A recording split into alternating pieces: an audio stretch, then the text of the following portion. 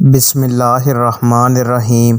حضرت انس بن مالک رضی اللہ عنہ فرماتے ہیں کہ میں نے رسول اللہ صلی اللہ علیہ وآلہ وسلم کو دیکھا کہ نماز عصر کا وقت آ گیا۔ لوگوں نے پانی تلاش کیا۔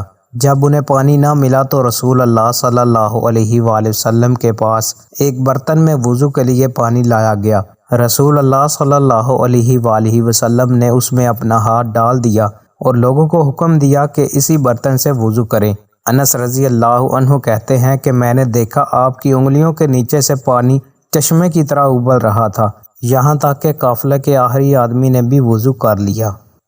حضرت عائشہ صدیقہ رضی اللہ عنہما سے روایت ہے کہ رسول اللہ صلی اللہ علیہ وآلہ وسلم جوتا پہننے، کنگھی کرنے، وضو کرنے اور اپنے ہر کام میں داہنی طرف سے کام کی ابتدا کرنے کو پسند فرمایا کرتے تھے۔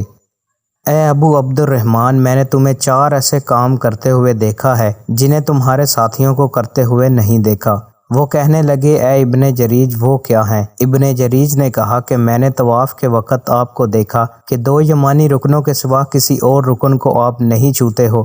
دوسرے، میں نے آپ کو بستی جوتے پہنے ہوئے دیکھا۔ اور تیسرے، میں نے دیکھا کہ آپ زرد رنگ استعمال کرتے ہو۔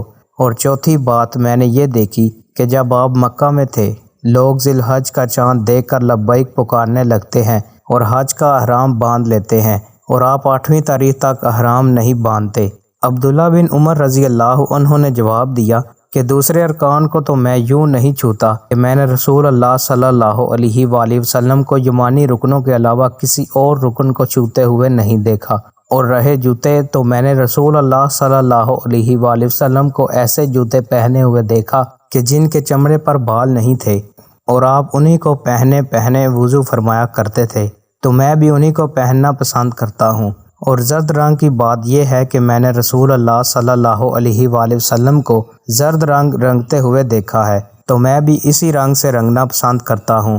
اور احرام باندھنے کا معاملہ یہ ہے کہ میں نے رسول اللہ صلی اللہ علیہ وآلہ وسلم کو اس وقت تک احرام باندھتے ہوئے نہیں دیکھا جب تک آپ کی اونٹنی آپ کو لے کر نہ چل پڑتی۔